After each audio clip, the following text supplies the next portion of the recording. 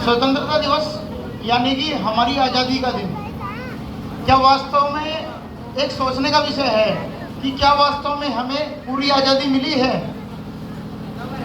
यदि एक व्यक्ति किसी की कैद में है, किसी की गुलामी में है और उसे आज़ाद कर दी जाए तो उसे आज़ादी कहेंगे? वो एक खुशी का दिन होगा। लेकिन यदि उस व्यक्ति के शरीर का 70% हिस्सा काट दिया जाए और उसके बाद उसे आज़ाद किया जाए तो क्या उसके लिए एक सोचने का विषय नहीं है? आज़ाद होगा, उसकी खुशी जरूर रहेगी, लेकिन क्या हमें ये याद नहीं रखना चाहिए आज के दिन कि हमें जब आज़ाद किया गया तो हमारे देश का 70% हिस्सा काट दिया गया। आपको लगता है कि केवल पाकिस्तान ही अलग हुआ? बिल्कुल नहीं। पाकिस्तान से पहले अफगानिस्तान को अलग कर दिया गया, नेपाल को अलग कर दिया गया, म्यांमार, भूटान, श्रीलंका और आसपास के जितने क्षेत्र थे अलग कर दिए गए और पाकिस्तान अलग हुआ 1947 में। उस समय जब भारत गुलाम नहीं था, हमारे देश की जो स्थान था, जो जगह थी 1 करोड़ वर्ग किलोमीटर थी। आज हमारा देश कितना है? केवल 36 लाख वर्ग किलोमीटर का हमारा देश है, जिसके अंदर हम आज पूरा जम्मू जोड़ते हैं। जो चीन का कब्जा किया हुआ भारत है उसे जोड़ते हैं तब भी 36 लाख किलोमीटर का हमारा भारत है। यदि उसे भी घटा दिए तो हम लोग आज 36% हिस्सा भी हमारा नहीं है। तो हमारी आज़ादी तो मिली लेकिन अधूरी मिली, और उस आज़ादी के बाद हमें जो नेता मिले उनसे भी खराब मिले। वे नेता हमें खराब क्यों मिले? जब आप एक चीज़ समझो, यदि किसी व्यक्ति के परिवार में बंटवारा हो जाए, 2 हिस्से हो जाएं और हिस्से करने वाला कोई रिश्तेदार हो या कोई गैर हो, वो चला जाए तो क्या उस परिवार को इकट्ठा नहीं किया जा सकता? उस परिवार को इकट्ठा किया जा सकता है। भारत के 3 टुकड़े हुए थे, क्या उस समय जोड़ा नहीं जा सकता था? उस समय ताजा ताजा विषय था।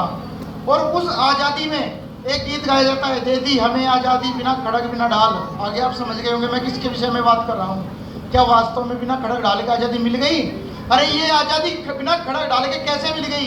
इस देश में जिस आज़ादी के लिए अंग्रेजों के समय से और आज़ाद होने तक 5 करोड़ भारतीय मारे गए, उस आज़ादी को हम कैसे बिना खड़ग डाले की कह सकते हैं? ये आपके लिए सोचने का विषय नहीं है कि हम एक गीत गा दें। और एक चीज़ समझो, हम आज़ादी का लिए किन लोगों का नाम ले रहे हैं कि ये कुछ नेताओं को हम जानते हैं। एक बात बताओ, यदि कोई व्यक्ति 5 रोटी खाता है और 5वीं रोटी में उसका पेट बढ़ता है तो क्या जो पहली 4 रोटी है उनकी कोई वैल्यू नहीं है? पेट तो उन 4 रोटियों से भी भरा है। इसी प्रकार आज़ादी हमें जिन नेताओं से मिली हमें उनके नाम याद हैं, अंत में नाम याद हैं, कुछ गिने चुने नेताओं के नाम याद हैं, लेकिन जो 5 करोड़ लोग बलिदान हुए क्या हमें उन्हें याद नहीं करना चाहिए आज के दिन? क्या केवल एक ऐसे व्यक्ति को याद करें जिसने अपनी कमीज के तीसरे बटन में लाल फूल लगाकर कहा था कि हम आज़ाद हैं, और उसी समय जब आज़ादी की बात वो व्यक्ति कर रहा था हमारे देश में कत्लेआम मचा हुआ था। पाकिस्तान से लोग काट काट कर ट्रेन में भेजे जा रहे थे, उसके ऊपर लिखा जा रहा था नेहरू जी को तोहफा, गांधी को तोहफा। क्या यह आज़ादी है?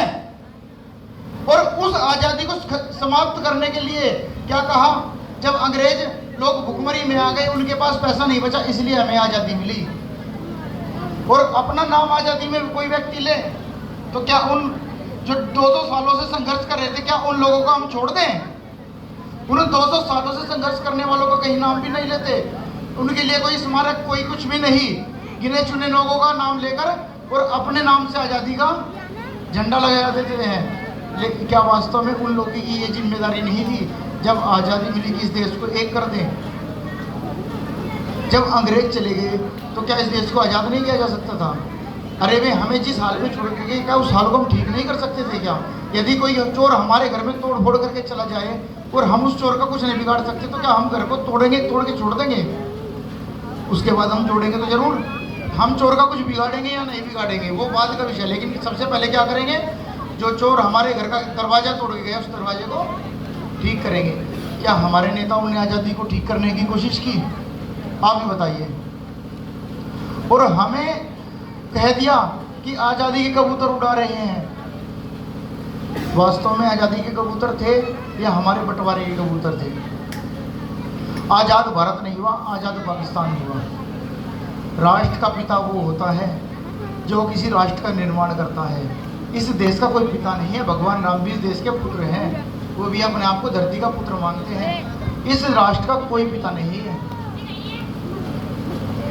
ठीक है, मेरी बात कुछ कड़वी लगेगी, कुछ और लोगों को बुरी भी लगेगी, परंतु जो बात मैं कहता हूँ वो सच कहता हूँ। और किसी भी कारण से ऐसा नहीं है कि मैं एक हवाबाजी करके चला जाऊँगा। ये आपके लिए सोचने का विषय है। और आपको उन लोगों को भी याद करना चाहिए जो इस आज़ादी में बलिदान हुए, और उन लोगों का कहीं कोई नाम लेने वाला नहीं है।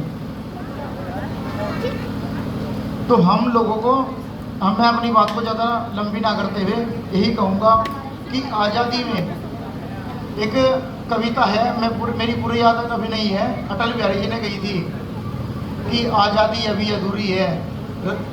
किस तरीके से कविता वो मेरे याद एक मैं बताता हूँ कि सुन चाहता, जितनी भी हमारे आज़ादी की कांग्रेस पार्टी थी ना उस समय की, जो ह्यूम द्वारा बनाई गई थी अंग्रेज द्वारा, उसने रावी नदी पाकिस्तान के में है जो आज, वहाँ पर जाकर एक शपथ ली थी कि हम इस देश को अखंड बनाएंगे।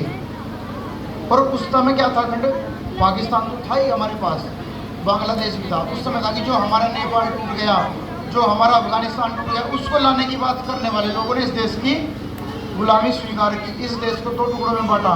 अंग्रेजों के कानून आज तक लग रहे हैं। आज हमारे पास जो इंडियन पुलिस एक्ट है या बहुत सारे ऐसे कानून हैं, काले कानून, जो आज तक अंग्रेजों के लगे हैं। तो हम लोगों को विचार करना चाहिए, हम आज़ाद हुए, हम अधूरे आज़ाद हुए, हम लोगों को मानसिक रूप से भी आज़ाद होना पड़ेगा। और कहीं ना कहीं जो ये अंग्रेजियत हमारे ऊपर हावी हो रही है, कहीं ना कहीं उसका शिकार मैं भी हूँ। मैं ये नहीं कहता कि मैं शिकार नहीं हूँ, उस अंग्रेजियत के सब शिकार हैं, उस आज अधूरी आज़ादी के सब शिकार हैं। तो आज का ये 15 अगस्त का दिन है, खुशी मनाने का दिन है।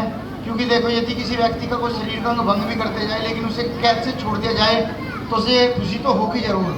तो हम लोगों को खुशी मनानी है, कोई बात नहीं, लेकिन हमें ये बात याद भी रखनी है कि हमारे देश के हिस्से टूट गए हैं, उन्हें हमें अपने साथ मिलाना है। और इस प्रण को आप सभी को लेते हुए आज आज़ादी का उत्सव मनाना है। अपनी बातों को यहीं पर विराम देता हूँ। आप सभी का धन्यवाद। आगे कार्यक्रम हमारे पिंटू जी संभालेंगे। आप सभी को धन्यवाद, प्रणाम, नमस्कार।